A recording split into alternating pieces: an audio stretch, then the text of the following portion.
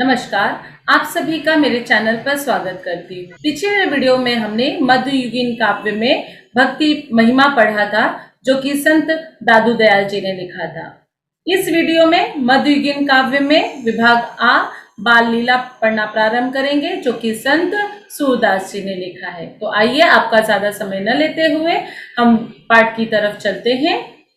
मध्ययुगीन काव्य में हम सबसे पहले जो कि बाल लीला है, कवि परिचय देख लेते हैं, कृतियां देख लेते हैं, काव्य के प्रकार और विधा परिचय देखते हुए हम पद को पढ़ना प्रारंभ करेंगे। तो आइए, मैं शुरुआत करती हूँ। स्क्रीन पर ध्यान दीजिएगा। कवि सूरदास जी का जन्म 1478 को दिल्ली के पास मसीही नामक एक गांव है, वहां पर हुआ था। आरंभ में आपने आगरा और मथुरा के बीच यमुना के किनारे गौ घाट पर रहे। वहीं आपकी भेंट गुरु वल्लभाचार्य से हुई। अष्टछाप कवियों के सगुण भक्ति काव्य धारा के आप केवल एकमात्र कवि हैं जिनकी भक्ति में सांख, वात्सल्य और माधुर्य ये भाव निहित है। कृष्ण की बाल लीलाओं में आपको वात्सल्य यानी दुख, पीड़ा, इसका सजीव चित्रण आपके पदों की विशेषता है। संत सूरदास की मृत्यु 1580 में हुई। प्रमुख कृतियां देख लेते हैं। सुरसागर, सुरसरावली तथा साहित्य लहरी आपकी प्रमुख कृतियां हैं। काव्य प्रकार पद काव्य की एक गेय शैली है। हिंदी साहित्य में पद शैली की दो निश्चित परंपराएं मिलती है। एक संतों की सबत यानी संत जो कहते हैं, और दूसरी ओर कृष्ण भक्तों की पद शैली, जिसका आधार लोकगीतों की शैली है। भक्ति भावना की अभिव्यक्ति के लिए पद शैली का प्रयोग किया जाता है। अब हम देखते हैं काव्य परिचय, जो हम काव्य में क्या पढ़ने जा रहे हैं, क्या इन पदों में हमें बताने या समझाने की सूरदास जी कोशिश करेंगे। हम उसके चीजों को पढ़ना यहाँ प्रारंभ करेंगे। प्रस्तुत पदों में कवि ने कृष्ण के बालहट, बच्चे जब छोटे होते हैं तो वो काफी जिद करते हैं, माँ यशोदा की ममतामयी छवि को यहाँ हमारे समक्ष प्रस्तुत कर रहे हैं। प्रथम पद में माँ किस प्रकार से अपने लाल की हर इच्छा को पूरी करने के लिए आतुर रहती है। चांद को पाने के कृष्ण हट को चांद की छवि दिखलाकर बहलाती है। चांद के देखने पर कृष्ण की मोहक मुस्कान देख माँ यशोदा बलिहारी हो जाती है। द्वितीय पद में हम यह देखेंगे कि माँ कृष्ण को कलेवा खिलाने के लिए किस प्रकार से दुलार रही है। उनकी पसंद की विभिन्न स्वादिष्ट व्यंजन सामने रखकर किस प्रकार से मनुहार मना रही है। ये पढ़ने में काफी माधुर्य रहेगा और हमें पढ़ने में काफी अच्छा भी लगेगा। आपके समक्ष शब्दार्थ लिख दिए गए हैं। जितने भी कठिन पद में जितने भी कठिन शब्द आए हुए हैं, सभी शब्द यहाँ पर आपके समक्ष प्रस्तुत है और सभी के अर्थ भी हैं। तो जब आप पद पढ़ना प्रारंभ करेंगे तो जो भी कठिन शब्द वहां पर दिए हैं, आपके समक्ष इसके अर्थ दिए हैं। आइए पद पढ़ना प्रारंभ करें। पाठ। बार बार जसुमती सुध बोधती, आओ चंद तो ही लाल बुलावे। बार बार जसुमती सुध बोधती, आओ तो ही चंद बुलावे। मधुमेवा पकवान मिठाई, आपुन खाए तो ही खिलावे।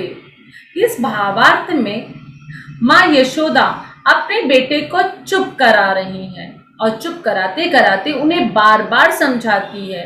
वे कहती है, हे चंदा आओ।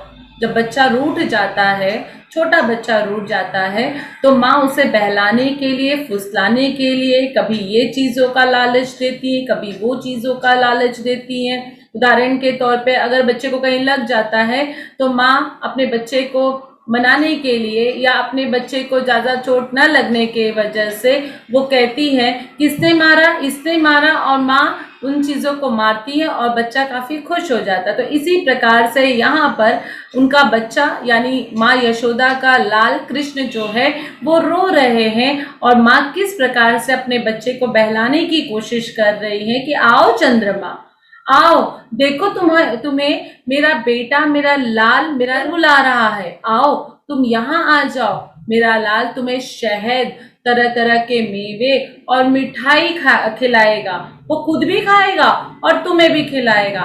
इसीलिए तुम आ जाओ, मेरा बेटा तुम्हें बुला रहा है। देखो माँ के कितने मधुर यहाँ पर आपको दृश्य देखने के लिए मिल रहे हैं कि किस प्रकार से माँ अपने बच्चे को बहला रही है और चंद्रमा से गुजारिश कर रही है कि तुम चले आओ, मेरा बेटा तुम्हारे साथ खेलना चाहता है। दूसरा देखिए, हाथ ही पर तो ही लीने खेले, नेको नहीं धरनी बैठावे, जल बासन कर ले जू उठावती, या ही मैं तू तन धरी आवे। मैंने यहाँ पर आपके समक्ष, अगर आप देख रहे हैं तो चित्र भी लगा दिए हैं जिससे आप बहुत अच्छी तरह से समझ जाए। आइए भावार्थ देख लेते हैं। माँ यशोदा कहती है कि मेरा लाल तुम्हें हाथ पर ही लेकर रखेगा। चंद्रमा तुम बिल्कुल चिंता मत करना, मेरा जो बेटा है अगर तुम इस धरती पर आओगे तो वो तुम्हें हाथ में लेके खेलेगा। तुम बिल्कुल चिंता मत करना, वो तुम्हें जमीन पर बिल्कुल नहीं बैठाएगा। यशोदा माँ पानी से भरा हुआ बर्तन हाथ में लेकर आती हैं और उसे रखती हैं और कहती हैं, हे चंद्रमा, तुम इस पानी में अपना शरीर धारण करके आ जाओ, अपनी छवि इसमें लेकर आओ, मेरा बच्चा, मेरा बेटा तुम्हारे साथ खेलना चाहता है। अगला स्लाइड में देखिए, जलपुट आनी धरनी पर राखियो, गही आन्यो वह चंद दिखावे, सूरदास प्रभु हंसी मुस्काए, बार बार दोई करना आवे। भावार्थ में इस प्रकार से बताया जा रहा है कि माँ यशोदा ने पानी में भरा हुआ बर्तन लाकर जमीन पर तो रख दिया और बालक कृष्ण को उसमें दिखाकर कहने लगी, देखो बच्चा, देखो बेटा, मैं वो जो चांद है ना वो पकड़ कर लाई हूँ। सूरदास जी कहते हैं, ये सुनकर माँ अपने बच्चे को किस प्रकार से बहला रही है, ये सुनकर तो मैं खुद भी हंस पड़ा हूँ और मुस्कुरा कर रहा हूँ।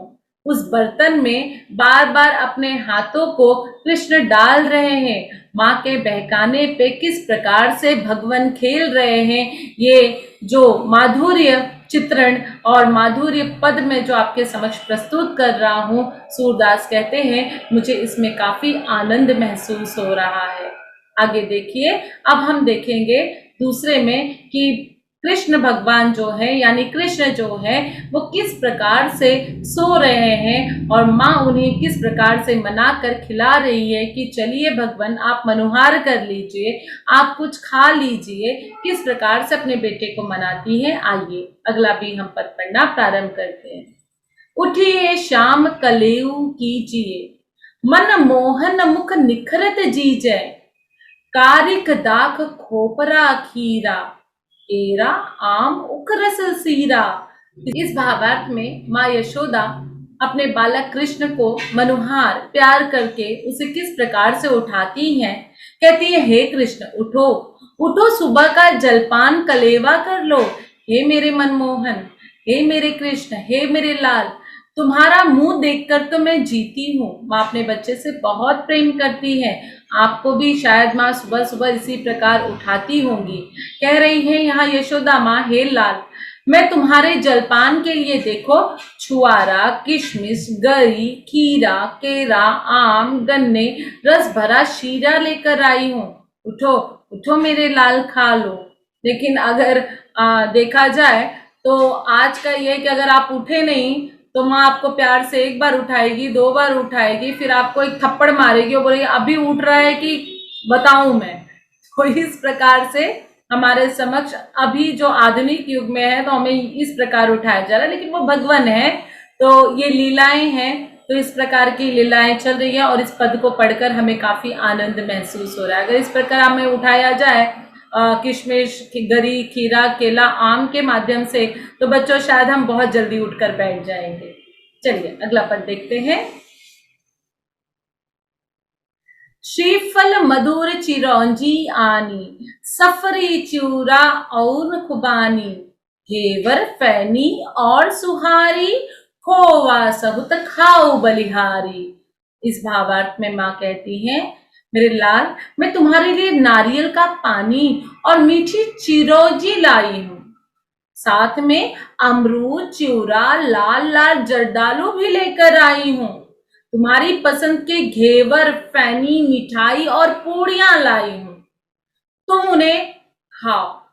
खा लो मेरे बेटे, मैं तुम पर बलिहारी हो जाऊंगी मेरे लाल, तुम पर न्यौछावर हो जाऊंगी मेरे लाल, तुम खा लो। किस प्रकार से ये सौंदर्य, ये माँ किस प्रकार से अपने बेटे को मना रही हैं, भगवान को मना रही हैं। देखिए कितना सुंदर यहाँ पर चित्रण किया गया है। अगला देखिए, रची पिराक लड्डू दही आन्यो, तुमको भावत पूरी संधानो, तब तमोल रचि तुम ही खावो, सूरदास पनवारो पावो। ये सूर सागर से पद लिया गया था।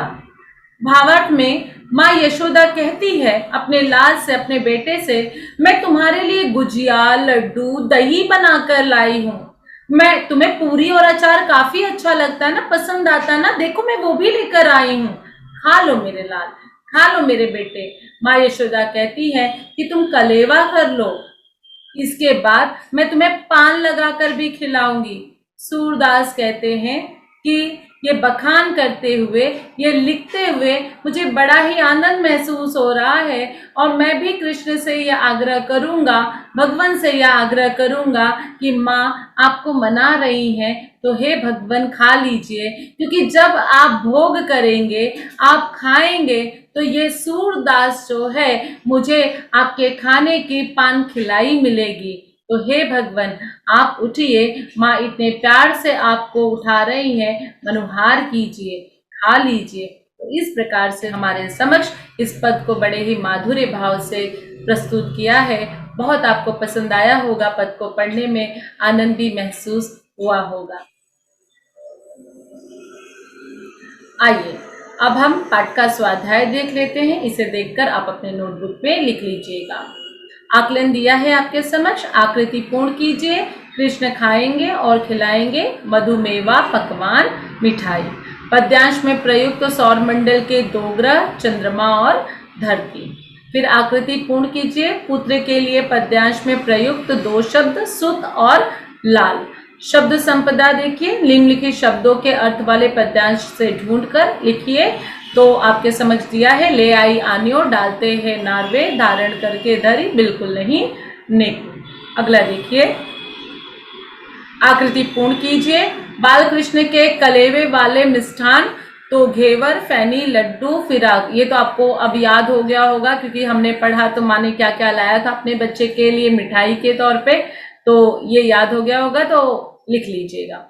इन्हें कृष्ण बहुत चाव से खाते हैं, पूरी और संधान। संधान यानी अचार। मैंने इसीलिए शब्दार्थ पहले ही लिख दिए थे कि जितने भी कठिन आपको वहां पर शब्द दिए हैं पद को पढ़ने में, तो हर एक का एक कठिन शब्द जो थे, जब हमने पाठ परिचय पढ़ा था तो मैंने वहां दे दिया है। इसीलिए जब मैं पद पढ़ रही थी तो मैंने आपको एक एक का शब्द का अर्थ नहीं बताया था, क्योंकि वहां पर मैंने सब लिख दिया है, तो आप वहां से देख लीजिएगा। अब देखिए, पुत्र के लिए पद्यांश में प्रयुक्त दो शब्द, कारिक, दाक और खोपरा, खुबानी। शब्द संपदा आपके समक्ष प्रस्तुत है। निम्नलिखित शब्दों से संबंधित पद में समाहित एक एक पंक्ति लिखिए। तो आपके समक्ष दिया गया है, इसे देखकर लिख लीजिए। अभी देखिए, जैसे फल के लिए कौन कौन सा उन्होंने शब्दों का प्रयोग किया था, कारिक, दाक, खोपरा, कीरा, केरा, आम, उखरस, सीरा। व्यंजन के लिए घेवर, फैनी, सुहारी, खोवा, और पान के लिए तमोल। तमोल यानी पान होता है। ठीक है, तो ये सारी चीजें आपके समक्ष प्रस्तुत है। अगला देखिए, काव्य सौंदर्य आपके समक्ष दिया है, इसे मैं पढ़ नहीं रही हूँ। तो जलपुटी आनी यरनी पर राख्यो, गही आन्यो व चंद दिखावो। इसका आपके समक्ष पंक्ति का काव्य सौंदर्य लिखा गया है, दोनों आप देखकर लिख लीजिएगा। अगला अभिव्यक्ति देखिए कि चंद्रमा के प्रति बच्चों का आकर्षण, इस विषय पर अपने विचार लिखिए। तो आपके समक्ष यहाँ पर अभिव्यक्ति प्रस्तुत है, लिख भी दिया गया है, आप देखकर लिख लीजिए। दूसरा अभिव्यक्ति भी आपके समक्ष है, माँ ममता का सागर होती है। इस उक्ति पे निहित विचार को अपने शब्दों में लिखिए। तो ये भी आपके समक्ष प्रस्तुत है, आप इसे भी ध्यान से देखकर लिख लीजिएगा। अभी देखिए, बालहट और वात्सल्य के आधार पर सूर्य के पदों का रसास्वादन कीजिए। तो रसास्वादन के जो नियम है उसी के अनुसार यहाँ पर लिख दिया गया है, आप देख लीजिए। पहला आपके समक्ष दिया है कवि का नाम, तो संत सूरदास कवि। फिर इसके बाद पाठ का नाम दिया है बाल लीला। कविता का केंद्रीय भाव तो आपके समक्ष लिखा गया है। रस और अलंकार भी अगर आप देख रहे होंगे तो रस और अलंकार भी आपके समक्ष प्रस्तुत है। तो वात्सल्य रस मानवीकरण अलंकार का प्रयोग किया गया है, इसे देखकर लिख लीजिएगा। प्रतीक विधान आपके समक्ष प्रस्तुत है। कल्पना और कविता पसंद आने का कारण लिखा है, तो इसको देखकर आप बच्चों ध्यान से लिख लीजिएगा। साहित्य संबंधित ज्ञान आपके समक्ष प्रस्तुत है, तो ये भी सूरसागर साहित्य लहरी हम पढ़ चुके हैं। इसके बाद प्रमुख जो सूरदास की रचनाओं में प्रमुख विषय क्या है वो आप लिख लीजिएगा। कृष्ण की बाल लीला, वात्सल्य भाव का चित्रण, गोपिका विरह, ये इसके उत्तर है। यहाँ 3 दिया गया है, तो ध्यान में रखिएगा ये 3 नहीं है, ये उसके उत्तर दिए गए हैं, तो आप इसे ध्यान से लिख लीजिए। यानी सूरदास की रचनाओं के प्रमुख विषय, इसका उत्तर है कृष्ण की बाल लीला, वात्सल्य भाव का चित्रण और गोपियों का विरह। अगर आज का मेरा आपको पढ़ाना पसंद आया हो तो मेरे चैनल को लाइक करें, शेयर करें और सब्सक्राइब करें। बेल आइकॉन नोटिफिकेशन को भी जरूर प्रेस करें ताकि जब भी वीडियो अपलोड करूं सबसे पहले आपके पास पहुंच जाए। और बच्चों के साथ भी शेयर करिएगा जिससे उनको भी पढ़ने में सहायता मिल सके। मैं डॉक्टर निशा मिश्रा आप सभी से अलविदा लेती हूँ। फिर मिलती हूँ अपने नए वीडियो के साथ। तब तक जय भारत, जय हिंद, स्वस्थ रहें।